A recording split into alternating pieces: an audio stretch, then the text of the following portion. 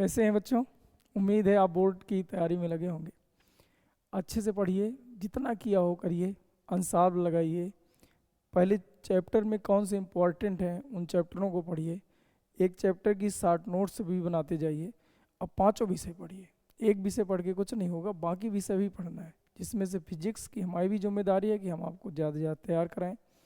Course आपका complete ही करा दिए थे, अब आपकी तैयारी की बारी है। क्योंकि कोर्स में पूरा डिटेल से पढ़ाया जाता है, अब कितना बोर्ड के हिसाब से इम्पोर्टेंट है वो आप बताएंगे।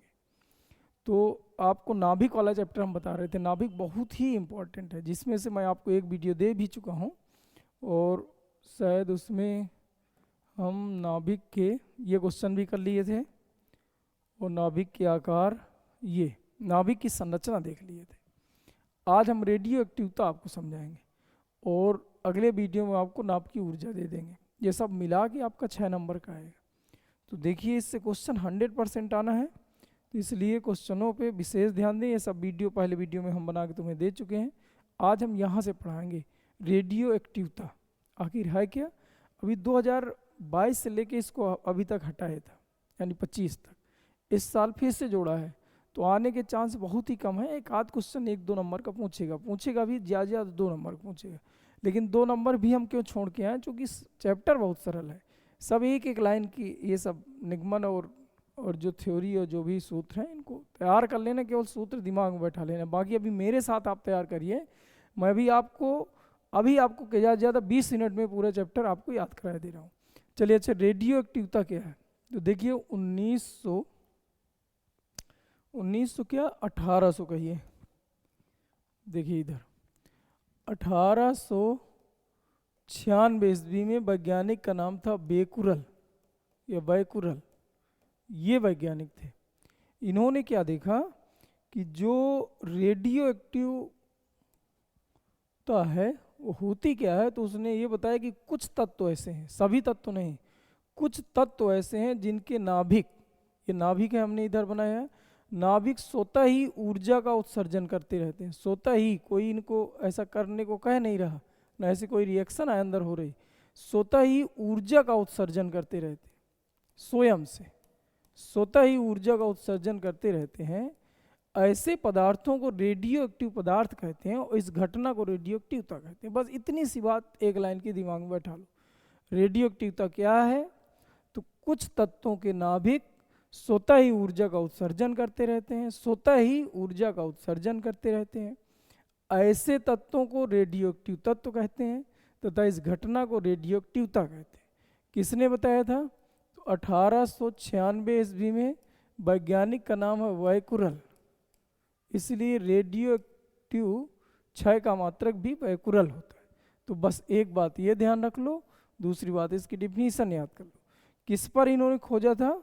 तो यूरेनियम ये पहला तत्व था जिसमें रेडियो एक्टिवता देखी गई थी, यूरेनियम। क्या यहाँ तक बात सबके समझ में आ गई? रेडियो एक्टिवता क्या है? तो कुछ तत्वों के नाभिक स्वतः ही ऊर्जा का उत्सर्जन करते रहते हैं, कुछ तत्वों के नाभिक स्वतः ही ऊर्जा का उत्सर्जन करते रहते हैं। ऐसे तत्वों को रेडियो एक्टिव तत्व कहते हैं तथा इस घटना को रेडियो एक्टिवता कहते हैं।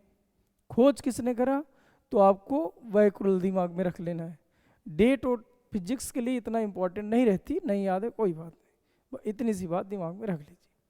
इसके बाद देखिए अगली हेडिंग आती है रेडियो एक्टिव किरणों के गुण। तो देखिए अब इसको देखते हैं।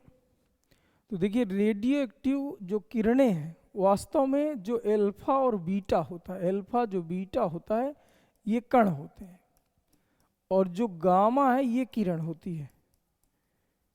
अच्छा, ये अथवा रहता है, कहने का मतलब या तो किसी रेडियो एक्टिव पदार्थ से जब रेडियो एक्टिवता की घटना होती है तो अल्फा बीटा अथवा गामा किरणें उत्सर्जित होती हैं। तो अल्फा उत्पन्न होगा तो बीटा नहीं होगा, दोनों ये एक साथ नहीं उत्पन्न हो सकते हैं, लेकिन इनमें से अल्फा अथवा बीटा में कोई भी उत्पन्न हो तो गामा किरण जरूर उत्पन्न होती है। अब देखिए इसका प्रैक्टिकल करा था 1902 ईस्वी में, वैज्ञानिक का नाम था रदरफोर्ड।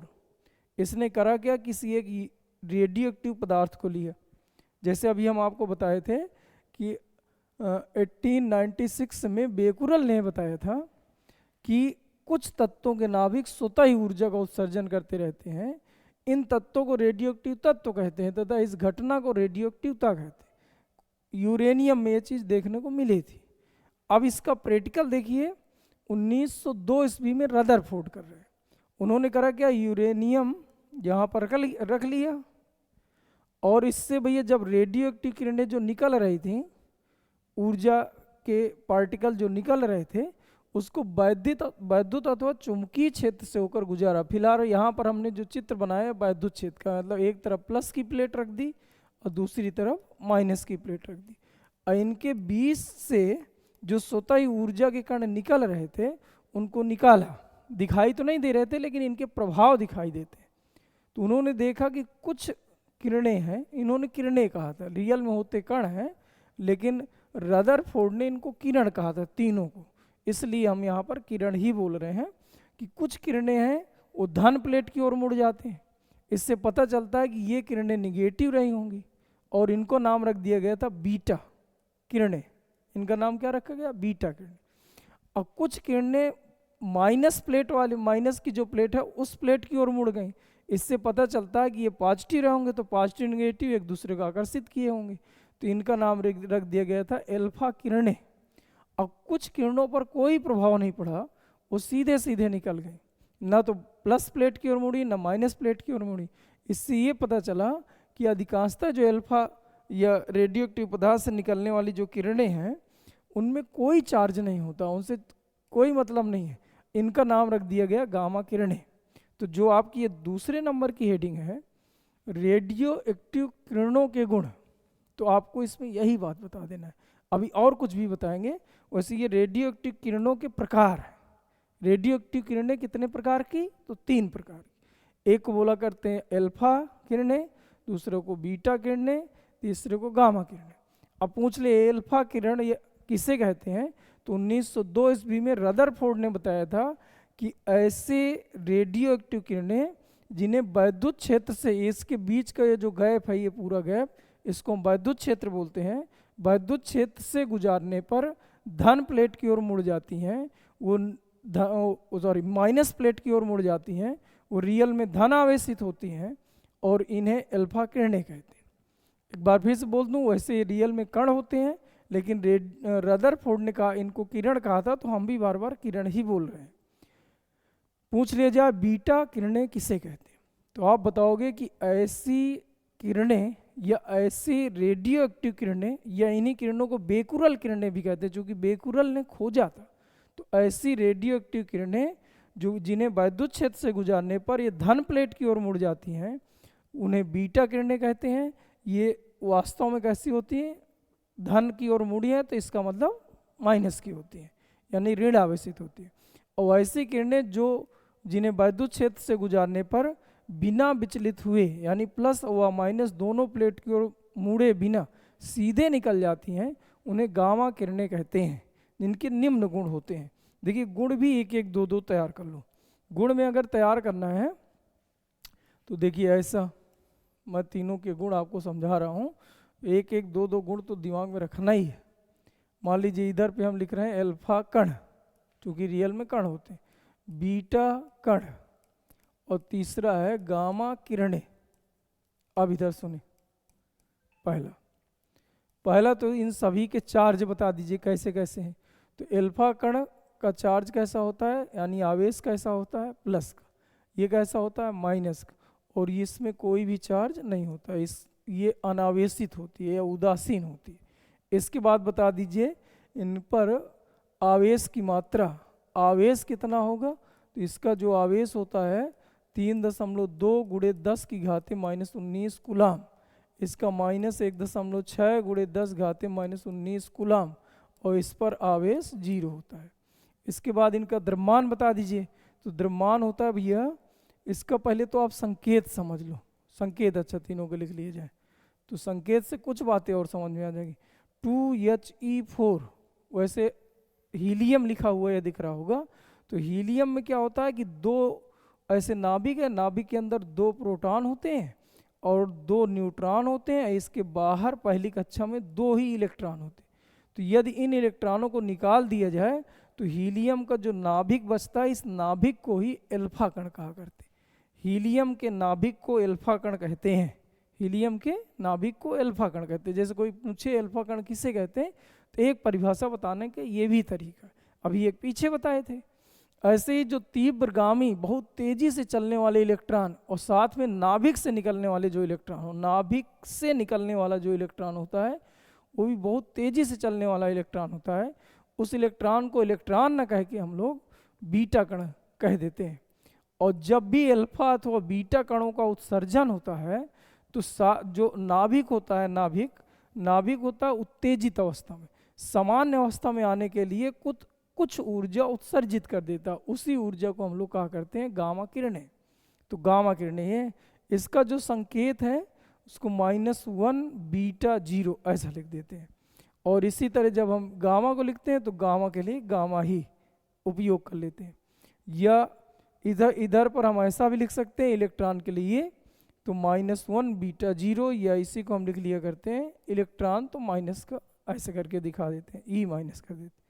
अब जैसे इसका द्रव्यमान बताना है तो जो प्रोटॉन का 1.67 होता है × 10⁻⁻27 उसका 4 गुना होता है, तो × 4। तो इसका द्रव्यमान यानी अल्फा कण का द्रव्यमान आपको ये याद रखना है। ऐसे ही बीटा का द्रव्यमान याद करोगे तो इलेक्ट्रॉन के बराबर, तो 9.1 × 10⁻31 kg। और ये हम स्थिर द्रव्यमान इसको 0 मान लेते हैं कि इनका स्थिर द्रव्यमान 0 होता है। आगे आ जाइए। इसके बाद इसमें कुछ बातें और दिमाग में रख लेना, एक एक नंबर में विकल्पी में कभी कभी पूछ लेता है। जैसे भेदन क्षमता, तो देखिए अल्फा कण जो होता है वो भारी है, इधर पे द्रव्यमान आपको दिखाएं, ये द्रव्यमान है। अल्फा कण भारी कण होता है, इसलिए किसी को पार करके बहुत दूर तक नहीं जा पाए। लेकिन अगर बहुत पतला कण होगा तो निकल जाता है काफ़ी दूर तक, इसलिए इसकी भेदन क्षमता बहुत कम होती है। इसकी जो भेदन क्षमता है यानी भेद कर निकलने की क्षमता है वो सबसे कम होती है, ये मध्यम होती है। और सबसे ज़्यादा जो भेदन क्षमता है वो गामा किरणों की है। गामा किरणों की भेदन क्षमता सबसे ज़्यादा होती है। ऊर्जा की बात करी जाए तो सबसे कम ऊर्जा इसकी है, यानी अल्फा कणों की है। ये मध्य है, न कम है न ज़्यादा है। और सबसे ज़्यादा ऊर्जा होती है गामा की। गामा किरणों की ऊर्जा सबसे अधिक होती है। इसी तरह भेदन क्षमता हो गई, ऊर्जा हो गई, ये ऊर्जा लिख लो। और एक बात और याद कर लेना है, आयनीकरण क्षमता, कि आवेशों को कितना अपनी तरफ अट्रैक्ट कर जाता है। तो आयनीकरण जो क्षमता होती है, आयनीकरण क्षमता वो सबसे ज़्यादा होती है अल्फा कण की। तो सबसे ज़्यादा याद कर लेना है और ये सबसे कम याद कर लेना है। तो केवल कम और ज़्यादा याद कर लेना, ये नहीं याद करना कितनी होती है। सबसे कम कौन है और सबसे ज़्यादा कौन है, बस ये आपको दिमाग में रखना, बाकी कुछ नहीं। वह इतनी सी बात आप दिमाग में रखिए। क्या ये 2 हेडिंग आपको क्लियर हो गई? चलिए एक बार और देख लीजिए। हमने बताया था कि अल्फा बीटा गामा 3 तरह की किरणें होती हैं। रेडियोएक्टिव जो विकिरण है या रेडियोएक्टिव जो पदार्थ है उससे स्वतः ही ऊर्जा का उत्सर्जन होता रहता है। इन ऐसे पदार्थों को रेडियोएक्टिव पदार्थ कहते हैं तथा इस ऐसे गुण को रेडियोएक्टिवता कहते हैं, या इस घटना को रेडियोएक्टिवता कहते हैं। ये किरणें 3 तरह की होती हैं, ऐसा बताया था 1902 ईस्वी में रदरफोर्ड ने एक प्रैक्टिकल करा था। इन किरणों को यानी किसी रेडियोएक्टिव पदार्थ से जो किरणें निकल रही हैं, इन किरणों को वैद्युत क्षेत्र से गुजारा था और इनके विचलन के आधार पर 3 भागों में बांटा था। ऐसे विकिरण या ऐसी रेडियोएक्टिव किरणें जो वैद्युत क्षेत्र से गुजारे जाने पर धन प्लेट की ओर मुड़ जाती हैं और रियल में ऋण आवेशित होती हैं, इन्हें गामा किरणें कहते हैं। और ऐसी किरणें जिन्हें वैद्युत क्षेत्र से गुजारने पर ये माइनस प्लेट की ओर मुड़ जाती हैं, ये रियल में धन आवेशित होती हैं, इन्हें गामा किरणें कहते हैं। और जिन पर वैद्युत क्षेत्र का कोई प्रभाव नहीं पड़ता, सीधे सीधे निकल जाती हैं, ये अनावेशित होती हैं, कोई चार्ज नहीं होता, इन्हें गामा किरणें कहते हैं। यहाँ तक बात समझ में आई होगी। इसके बाद हमने गुण बता दिए अल्फा बीटा गामा के। आप पहले तो अल्फा जो कण होता है ये धन आवेशित, बीटा कण है ऋण आवेशित, गामा में कोई आवेश नहीं होता। ऐसे ही आवेश तीनों को याद कर लीजिए, संकेत ऐसा दिखा देते हैं। ये द्रव्यमान है तो द्रव्यमान ऐसा दिखा देते, भेदन क्षमता, ऊर्जा और आयनीकरण। ये आपको इतनी बातें दिमाग में रख लेना है। ज़्यादा से ज़्यादा 2 नंबर का चैप्टर है तो कुछ इतना कठिन पूछेगा नहीं। चलिए अब आगे आइए, कौन सी हेडिंग है? Heading number 3। चलिए 3 थी रेडियो एक्टिव क्षय। रेडियो एक्टिव क्षय, तो इधर पे आप देखिए कि जो रेडियो एक्टिव पदार्थ होते हैं वो अल्फा अथवा बीटा कण तथा गामा किरणों का उत्सर्जन स्वतः ही करते रहते हैं। ये पूर्ण प्राकृतिक घटना है। हम इसमें किसी भी कृत्रिम विधि द्वारा न तो उत्सर्जन बढ़ा सकते हैं और ना ही घटा सकते हैं। पूर्ण प्राकृतिक घटना है। आज तक हम कोई भी ऐसी टेक्निक नहीं ला पाए हैं कि रेडियो एक्टिविटी की दर बढ़ जाए अथवा घट जाए। तो जब ये विघटन होता है यानी स्वतः ऊर्जा का उत्सर्जन होता है, तो जो तत्व होते हैं, जैसे हमारे पास यूरेनियम है, उसको हम रख दिए, विघटन हो गया, तो वो तत्व कल देखेंगे या जब भी विघटन होगा तब देखेंगे तो दूसरे तत्वों में बदल गया होगा। तो इसको हम क्या कहते हैं? रेडियो एक्टिव पदार्थ का विघटन। विघटन मतलब हो गया क्षय। अब ये 4थी हेडिंग है जो आपकी, वो यही है, कह रहा है कि रेडियो एक्टिव क्षय। आपको ये बोलना है कि किसी रेडियो एक्टिव तत्व से अल्फा अथवा बीटा तथा गामा किरणों के उत्सर्जित हो जाने की घटना को रेडियो एक्टिव क्षय कहते हैं। और जब भी ये क्षय होता है तो क्षय होने पर परिवर्तन जो होता है, उस परिवर्तन को आपको बता रहा है। देखिए इधर पहला रूल ये बनाया गया कि जब भी किसी रेडियो एक्टिव पदार्थ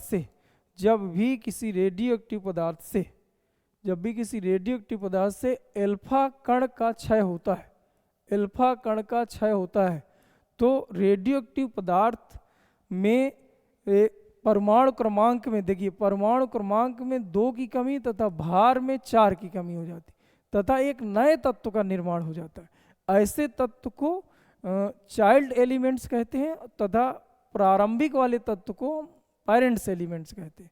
तो देखिए एक हम उदाहरण से इधर आपको और अच्छे समझाएं। मान लीजिए कोई एक तत्व है यक्स नाम का, जिसका परमाणु क्रमांक Z है, भार A, इससे एक अल्फा कण का उत्सर्जन हुआ। तो देखिए परमाणु क्रमांक में 2 की कमी तथा भार में क्या की 4 की कमी तथा एक नया तत्व बन गया। पहले इधर यक्स था तो अब क्या हो गया Y, और ये जो अल्फा कण का संकेत होता है 2He4 वो दिखा दिया गया। जैसे करके हम कोई एक उदाहरण ले लें, 92U235 मान लीजिए ले लिया जाए, इससे 2 की कमी कर दो तो 90 आ जाएगा। 90 में थोरियम होता है और 4 की कमी इधर से कर दो तो 231 हो जाएगा, और साथ में 2He4। ये आपका एक उदाहरण है। तो ये बात समझ में आ गई होगी कि जब किसी अल्फा कण का उत्सर्जन होता है तो परमाणु क्रमांक में 2 की कमी और भार में 4 की कमी हो जाती। बस इतनी सी बात दिमाग में रख लेना है, भार में 4 की कमी हो जाती, दोनों में कमी ही होती है। ये चलिए ठीक है। इसके बाद आप देखिए जब बीटा कण का उत्सर्जन होता है, रूल नंबर 2 है, जब अल्फा तो हो गया, अब हम बताएंगे बीटा कण। जब बीटा कणों का उत्सर्जन होता है तो परमाणु क्रमांक में 1 की वृद्धि हो जाती है। अभी हम कमी बता रहे थे, अब हो जाएगी वृद्धि, और भार में कोई परिवर्तन नहीं होता, भार रहेगा नो चेंज। ये दिमाग में आप रख लीजिए। तो भार में कोई परिवर्तन नहीं होता। जैसे एक उदाहरण दिया गया 90 थोरियम 234, इससे हमने करा क्या कि एक बीटा कण का उत्सर्जन किए, तो ये परमाणु क्रमांक में 1 की वृद्धि हो गई, तो 90 से पहुंच गया 91, और भार में कोई चेंज नहीं हुआ। तो 34 अभी भी था तो अभी 234 ही है, साथ में एंटी न्यूट्रिनो कण निकलता है। तो इस तरह से जब बीटा कणों का उत्सर्जन होता है तो परमाणु क्रमांक में 1 की वृद्धि तथा भार में कोई परिवर्तन नहीं होता। अब आगे आ जाइए गामा। हाँ ये बात बताना था कि जब भी अल्फा अथवा बीटा कणों का उत्सर्जन होता है, अल्फा कण हो गए अथवा, बार बार अथवा बता रहे हैं, दोनों एक साथ कभी भी कण उत्सर्जित नहीं हो सकते, ये बीटा कण हो गए। लेकिन जब भी कण उत्सर्जित होंगे तो इनके साथ गामा किरणें जरूर उत्सर्जित होंगी, क्योंकि जब भी इनका उत्सर्जन होता है तो जो नाभिक होता है एक्साइड मोड में रहता है, यानी उत्तेजित अवस्था में रहता है। तो सामान्य अवस्था में आने के लिए कुछ अतिरिक्त ऊर्जा और उत्सर्जित करता है। तो जो अतिरिक्त ऊर्जा उत्सर्जित करता है उसी अतिरिक्त ऊर्जा को हम लोग गामा किरणें कहते हैं। तो आपका रूल नंबर तीसरा यही है कि जब किसी रेडियो एक्टिव पदार्थ से अल्फा अथवा बीटा कणों का उत्सर्जन होता है, अल्फा अथवा बीटा कणों का उत्सर्जन होता है, तो साथ में गामा किरणें उत्सर्जित होती हैं, और गामा किरणों के उत्सर्जन होने से ना तो परमाणु क्रमांक में और ना ही परमाणु भार में किसी में कोई चेंज नहीं होता। तो आपको जैसा मान लीजिए, और नया तत्व का भी निर्माण नहीं होता। जैसे आप मान लीजिए ZXA एक उदाहरण दिए होते तो ZXA ही बना रहता और इससे गामा किरणें उत्सर्जित हुई होगी। तो गामा किरणों के उत्सर्जन से ना तो नया तत्व बनता है और ना ही किसी परमाणु क्रमांक और भार में कोई परिवर्तन होता है। चलिए ये बात तुम्हें यहाँ तक समझ में आ गई होगी। अब आगे हम लोग देखते हैं, अब आगे देखते हैं अगली हेडिंग है आपकी पांचवी हेडिंग आपकी ये है कि रदरफोर्ड सोडी का नियम। अब ये देखो 4 हेडिंग, एक 2 3 और एक हेडिंग और बची होगी 4। ये 4 हेडिंग आपको दिमाग में बैठाना है, बस एक एक लाइन की हेडिंग है और इतना ही सा दिमाग में आपको रखना है। तो चलिए हम देखते हैं।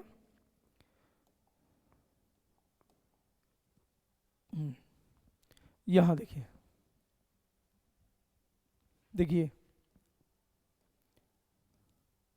चौथे नंबर की हेडिंग, ये आपको ये देखना है कि रदरफोर्ड सोडी का नियम क्या है। रदरफोर्ड सोडी का नियम तो सीधा सीधा एक दिमाग में रखिए, किसी रेडियोएक्टिव पदार्थ के क्षय होने की दर, किसी रेडियोएक्टिव पदार्थ के क्षय होने की दर, किसी रेडियोएक्टिव पदार्थ के क्षय होने की दर, किसी रेडियोएक्टिव पदार्थ के क्षय होने की दर, किसी रेडियोएक्टिव पदार्थ के क्षय होने की दर। चौथी हेडिंग देखिए, ये चौथी हेडिंग रदरफोर्ड सोडी का नियम, सोडी का नियम। इधर देखिए, ये थोड़ी इंपॉर्टेंट भी रहेगा, बहुत ही दिमाग से इसको दिमाग में रखना है। देखिए इधर तो किसी नियम, ये किसी रेडियोएक्टिव पदार्थ है, मान लीजिए हमने 92U235 लिए, 235, ये मान लीजिए एक रेडियोएक्टिव पदार्थ यूरेनियम हमने ले लिया। इससे स्वतः ही ऊर्जा का उत्सर्जन होगा, यानी अल्फा बीटा गामा किरणें उत्सर्जित होंगी। अब जब किरणों का उत्सर्जन होगा तो ये एक नए तत्व में चेंज हो जाएगा। यहाँ तक बात हमें समझ में आ गई है। अब रदरफोर्ड सोडी क्या कह रहे थे, किसी रेडियोएक्टिव पदार्थ के क्षय होने की दर, किसी रेडियोएक्टिव पदार्थ के क्षय होने की दर उस क्षण उपस्थित परमाणुओं की संख्या के, इसके अंदर जितने परमाणु होंगे, एक परमाणु में एक नाभिक होता है, ऐसे करके ये परमाणु है, उसकी विभिन्न कक्षाएं हैं, बीच में जो सेंटर है इसे नाभिक कहते हैं। तो उस क्षण उपस्थित परमाणुओं की संख्या के समानुपाती होती, बस इसे बोलते हैं रदरफोर्ड सोडी का नियम। याद करिए अभी मेरे साथ, किसी रेडियो एक्टिव पदार्थ के क्षय होने की दर, किसी रेडियो एक्टिव पदार्थ के क्षय होने की दर, या किसी रेडियो एक्टिव पदार्थ से अल्फा अथवा बीटा कण तथा गामा किरणों के उत्सर्जित होने की जो दर रहेगी, उस क्षण उपस्थित परमाणुओं की संख्या के समानुपाती, इसे रदरफोर्ड सोडी का नियम कहते हैं। रदरफोर्ड सोडी का नियम कहते हैं। याद हुआ, किसी रेडियोएक्टिव पदार्थ के क्षय होने की दर, किसी रेडियोएक्टिव पदार्थ के क्षय होने की दर उस क्षण उपस्थित परमाणुओं की संख्या के समानुपाती।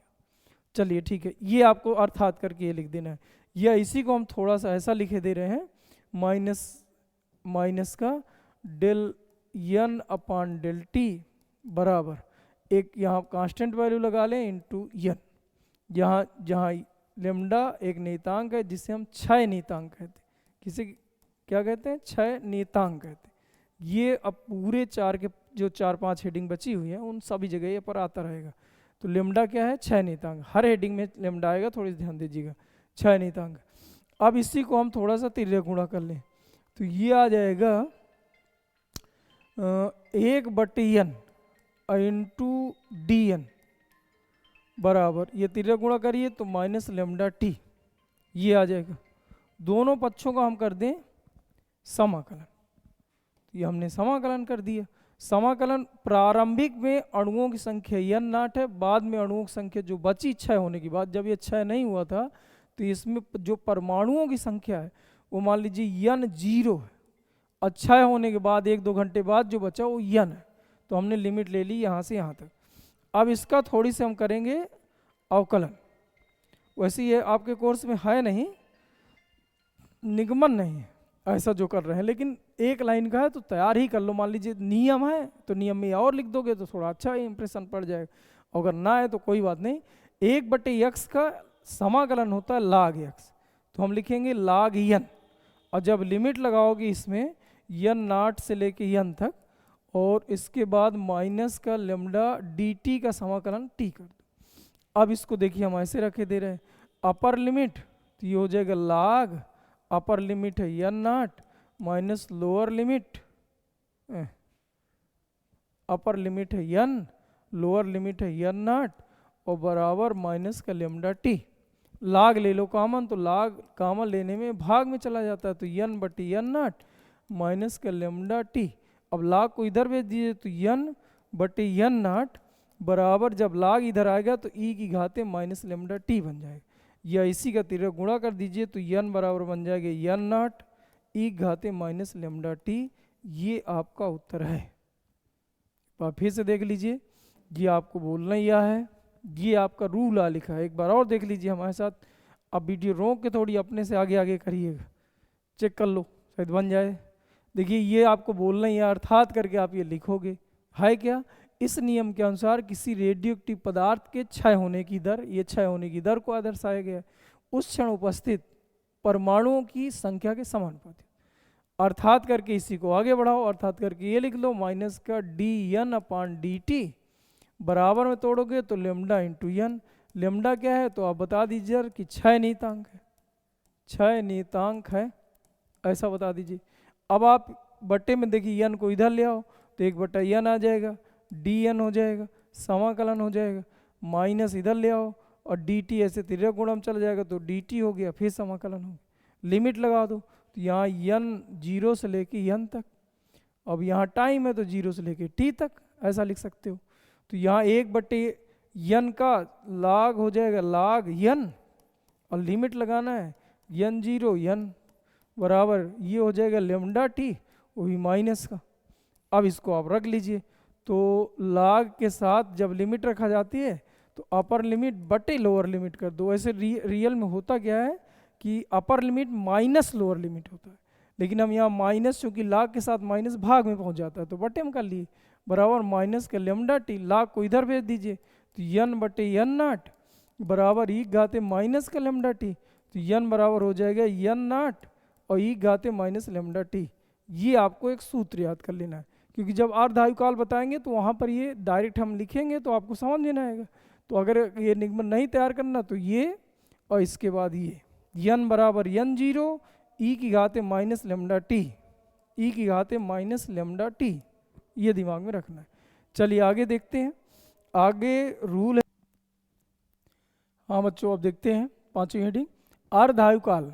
देखिए इस नाम से स्पष्ट है कि आधा समय, अर्ध आयु आधा समय, यानी आप सीधी सीधी डिफिनीशन ये बना लो कि वह समय अंतराल जिसमें कोई रेडियोएक्टिव पदार्थ घटकर, जिसमें कोई रेडियोएक्टिव पदार्थ घटकर अपनी प्रारंभिक मात्रा का आधा रह जाता है। मान लीजिए पहले 100 ग्राम था और ये घटकर 50 ग्राम रह जाए तो समझ जाइए कि इस समय को हम लोग अर्धआयुकाल कहते हैं। वह समय अंतराल जिसमें कोई रेडियो एक्टिव पदार्थ घटकर अपनी प्रारंभिक मात्रा का आधा रह जाता है, वह समय अंतराल जिसमें कोई रेडियो एक्टिव पदार्थ घटकर अपनी प्रारंभिक मात्रा का आधा रह जाता है अर्धआयुकाल कहलाता है। चलिए ठीक है, डिफिनीशन याद हो गई होगी। अब इसका सूत्र और देख लो।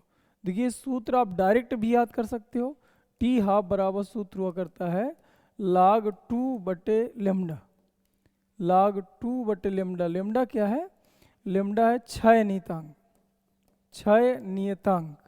डायरेक्ट आप सूत्र तैयार कर लो, डिफिनीशन सूत्र, बात खत्म। लेकिन फिर भी अगर आपको देखना है कि ये कहाँ से आ गया तो इसका थोड़ा सा निगमन आप देख सकते हो। रदरफोर्ड आप लिखना, रदरफोर्ड सोडी, अभी अभी जो नियम बताए के नियम से, के नियम से, ये नियम ये बता रहा है कि n बराबर n0 e की घाते माइनस लेमडा टी, ये होता है, ये रदरफोर्ड सोडी का नियम है। अब आप इस नियम में आपको करना क्या है कि रख दीजिए, थोड़ा सा हम इसको देखे ले रहे हैं। तो आप बताओगे एक अर्ध आयु काल, जिसको हम बोला करते हैं टी हाफ, के पश्चात अभी अभी डिफिनीशन बताया कि होगा क्या कि अब जो मात्रा बची होगी प्रारंभिक मात्रा की आधी रह गई होगी। अब जो मात्रा बची होगी प्रारंभिक मात्रा की आधी रह गई। तो ये यहाँ पर रख दो, यानी n की जगह रख दो n0/2 बराबर n0 ई घाते माइनस लेमडा, और ये जहाँ टाइम लिखा है इस टाइम की जगह टी हाफ रख दो। तो n0 से n0 कट जाएगा, 1/2 बराबर इसको भी लिखा जा सकता है 1/e की घाते, जो माइनस था बटे आएगा तो प्लस का हो जाएगा लेमडा और टी हाफ।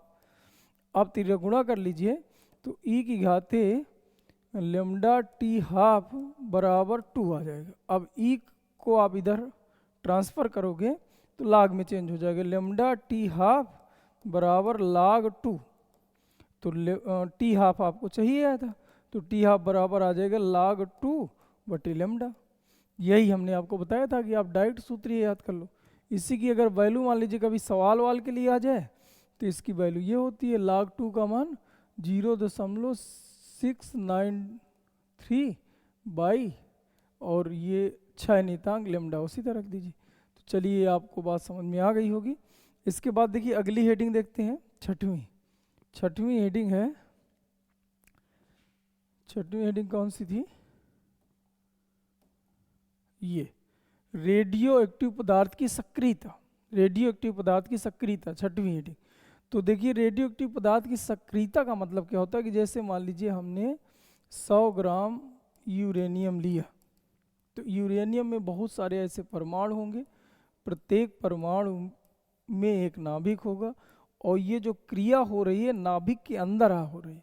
यानी अगर इसके अंदर हम नाभिक दिखाएं तो ये नाभिक इसके अंदर होंगे, और जो रेडियो एक्टिविटी की घटना हुआ करती है वो नाभिक से होती है। और कौन सा नाभिक कब विघटित होगा, हैं सब यूरेनियम के ही नाभिक, लेकिन कौन सा नाभिक, जैसे ये नाभिक विघटित हो जाएगा, अल्फा बीटा गामा कणों का उत्सर्जन करेगा, ये विघटित हो गया, ये विघटित हो गया, पता चले 1 सेकंड बाद ये विघटित हो गया, लेकिन अगला 1 घंटे बाद होगा कि 2 घंटे बाद होगा। कौन सा परमाणु कितने समय में, और कौन सा मतलब पहला वाला कि दूसरा वाला कि 10वां वाला, इसमें से कौन सा और कितने समय पश्चात विघटित होगा, इसका हमें पूर्व से कोई अनुमान नहीं होता।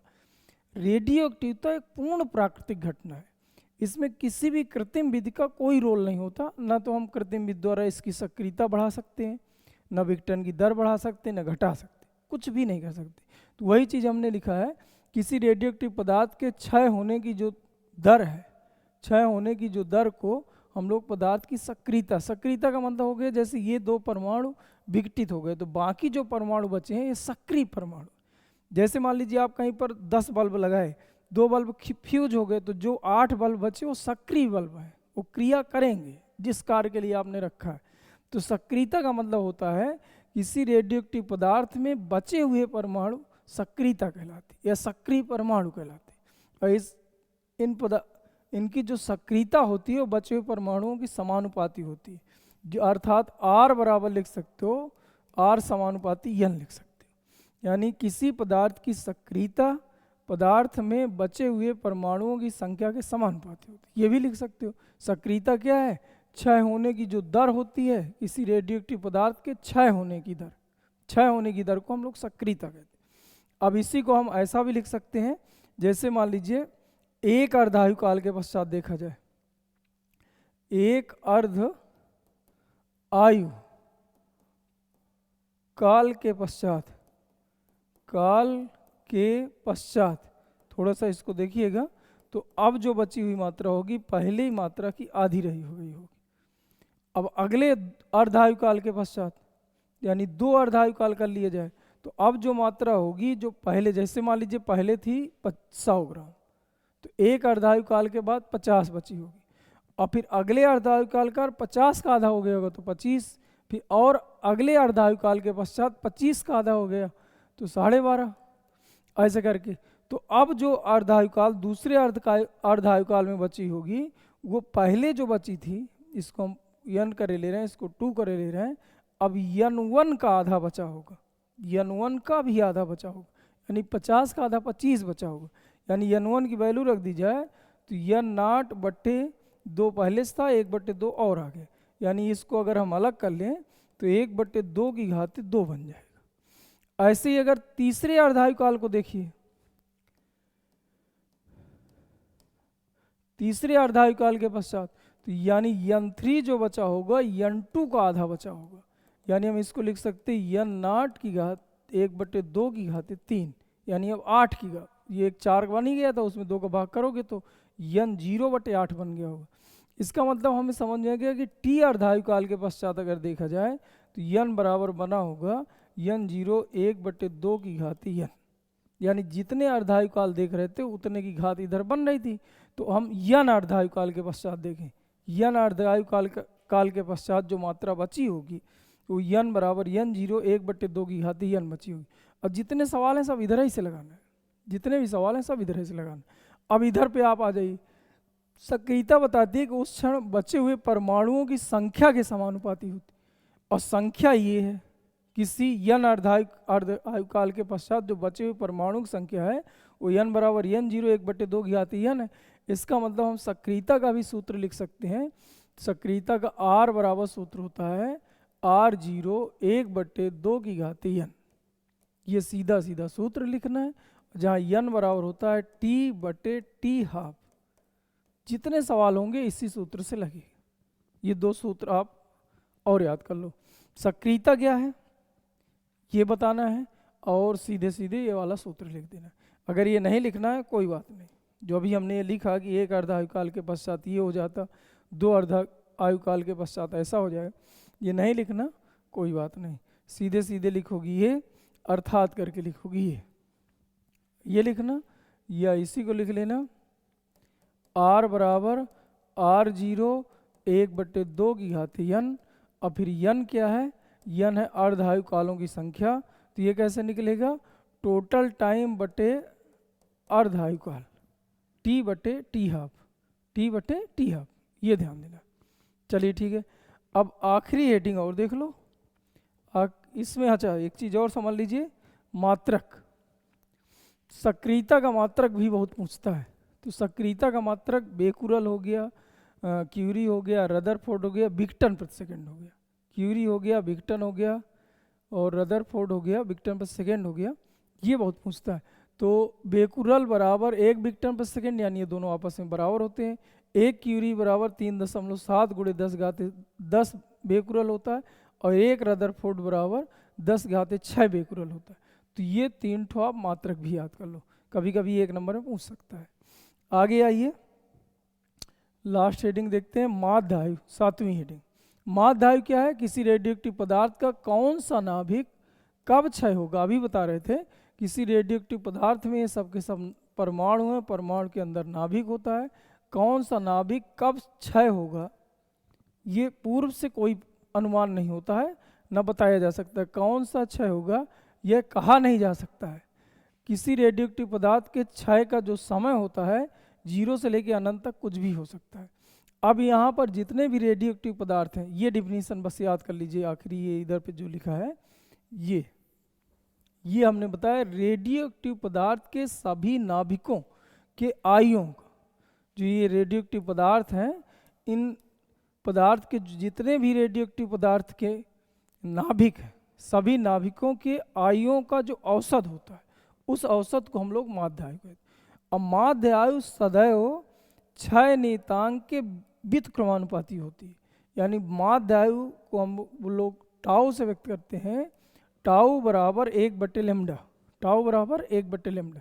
अगर ये आपको डिफिनीशन ना भी याद हो तो सूत्र आपको दिमाग में रखना है, सूत्र से डिफिनीशन बता देना है।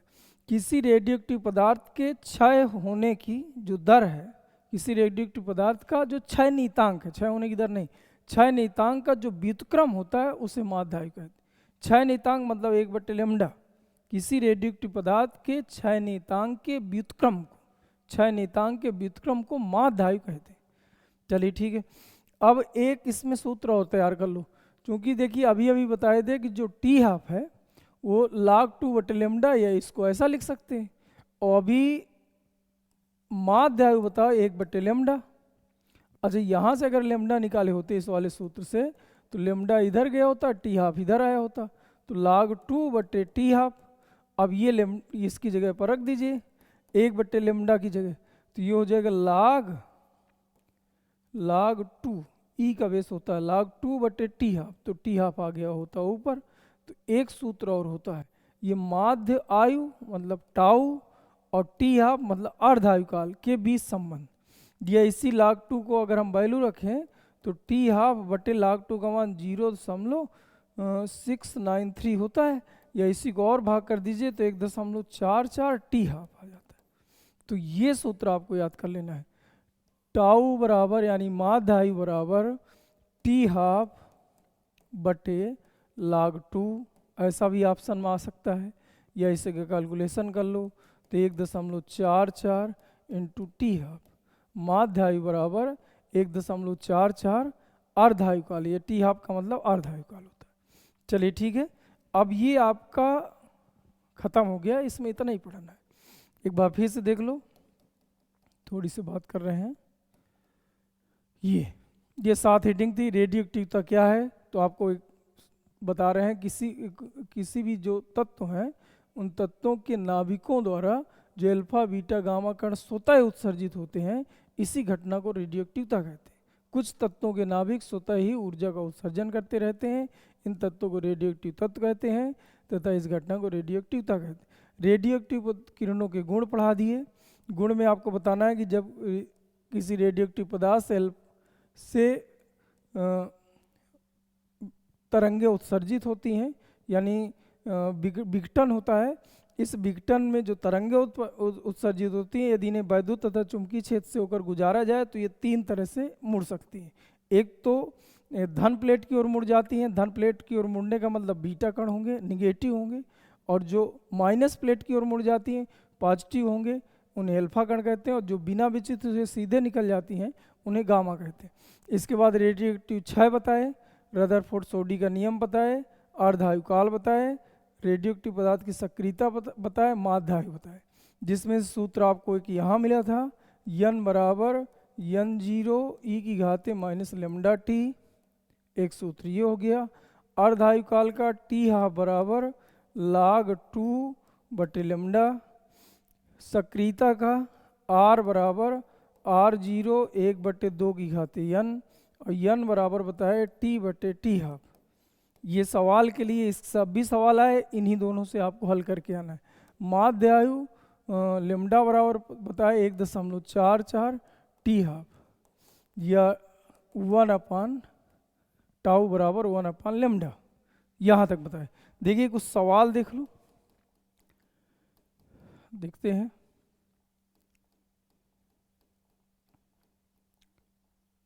ये देखिए कह रहा है किसी रेडियोएक्टिव पदार्थ के अर्ध आयुकाल 4 दिन है, यानी टी हाफ आपको दे दिया है 4 दिन, 4 दिन है।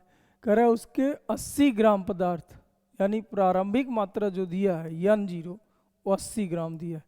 80 ग्राम द्रव्यमान में से 16 दिनों बाद, यानी टोटल जो टाइम दिया है वो 16 दिन दे दिया है। कितना बचा रह जाएगा, यानी n पूछा है। अब देखिए आपको बताए थे n बराबर n0 1 बटे 2 की घाती n, या r बराबर r0 1 बटे 2 की घाती n, n बराबर होता है t बटे टी हाफ। तो t आपको दिया है टोटल टाइम 16 दिन, तो 16 बटे टी हाफ, टी हाफ का टाइम दिया है 4, तो n बराबर आ जाएगा 4। यहाँ रख दीजिए, तो n बराबर n0 का मान 80 1 बटे 2 की घाती 4 लिख दो, तो ये हो जाएगा 80, और 1 बटे 2 गुणे 1 बटा 2 गुणे 1 बटा 2 गुणे 1 बटा 2, यानी 2 दूना 4, 4 दूना 8, 2 16, 16 पंचे 80, यानी 5 ग्राम बचेगा। कभी कभी पूछ लिया करता कितना बचा रह जाएगा, पूछे या पूछेगा कितना विघटित हो जाएगा, तो विघटित यानी 80 ग्राम में 5 ग्राम बचा, तो विघटित हो गया 75 ग्राम। कभी विघटित मात्रा पूछा करे तो घटा बता दिया करिए, अब बची मात्रा पूछे तो जो आ रहा है वही उत्तर ही है। आगे देखो, आगे क्वेश्चन नंबर ये दिया है दूसरा, 4 अर्धायु काल के पश्चात, यानी n बराबर सीधा सीधा दे दिया है 4, कितनी रेडियोएक्टिव पदार्थ की कितनी प्रतिशत मात्रा अवशेष रह जाएगी, यानी बची हुई मात्रा पूछा है। तो n बराबर n0 1/2 की घात n, तो n/n0 उसी तरह लिख लो बराबर 1/2 की घात n की जगह आप लिख दो 4, तो ये आ जाएगा n/n0 और ये हो जाएगा 1/2 दूनाई 4 दूनाई 8 दून 16, ये आ जाएगा। अब प्रतिशत में पूछा है तो प्रतिशत का मतलब होता है दोनों तरफ 100 का गुणा कर दो, इसी को प्रतिशत मात्रा कहते हैं। यानी n/n0 की गुणे 100 बराबर ये हो जाएगा 100/16, यानी 50, 16 से भाग कर दो सीधा सीधा, 16 85 16 छक्का 96, 96 बचा 4, 16 दूनाई 32, 16 पंचे 80, यानी 6.25% मात्रा बचेगी। अगला देखिए रेडियम के अर्धायुकाल, रेडियम के अर्धायुकाल यानी टी हाफ बराबर दिया है 1600 वर्ष, करा कितने समय पश्चात, टाइम पूछा है, टाइम मतलब टी हम कर लें, कितने समय पश्चात किसी खंड का 25% भाग अविघटित रह जाएगा, यानी बच जाएगा। विघटित मतलब जो खत्म हो गया, अविघटित मतलब बच जाएगा। 25% का है, फिर सूत्र लगाओ n बराबर n0 1/2 की घात n पूछा है, ये ऐसा पूछा। अब इधर पे देखिए तो n की जगह 25% बच रहा है, तो यहाँ 25 लिख लो। प्रतिशत का मतलब होता है प्रारंभिक मात्रा 100 रही होगी, प्रतिशत का मतलब 100 में 25 बचा है, यानी प्रारंभ में 100 रहे होंगे तो अब 25 बचा है। 1/2 की घात n लगा लो, ये बटे में चला जाएगा, तो 25/100 बराबर 1/2 की घात n, काटोगे तो 1/4 आ जाएगा, यानी 1/2 की घात 2 लिख लो, 1/2 की घात n लिख लो, तो इससे कट जाएगा, n बराबर आपका आ जाएगा 2। अब आप पढ़े हो n बराबर t/t हाफ, और t तुमसे पूछा है तो n गुणा t हाफ आ जाएगा तिर्यक गुणा करने से, और n का मान 2 आ गया, t हाफ दिया था 1600, तो आ जाएगा 3200, और कहे में दिया था वर्ष में, तो उत्तर आ जाएगा 3200 वर्ष, ये आपका उत्तर है। चलिए ठीक है, और देखते हैं, बस इतने ही है सवाल, चूंकि इसमें ज़्यादा है नहीं, लेकिन अभी देखो 3 सवाल बताए, तीनों में केवल एक सूत्र लगा है, ये और लास्ट में ये, तो इसलिए सवाल जितने भी आए केवल इन 2 सूत्रों में आपको दिमाग लगाना है। तो चलिए ठीक है, अब आपका जो अगला पार्ट है नाभ की ऊर्जा, बहुत ही इम्पोर्टेंट रहेगा, उसके सवाल लगातार पूछे हैं, उन सवालों पे ज़्यादा फोकस करेंगे। चलिए ठीक है, उसको मैं अगले वीडियो पे देता हूँ आपको।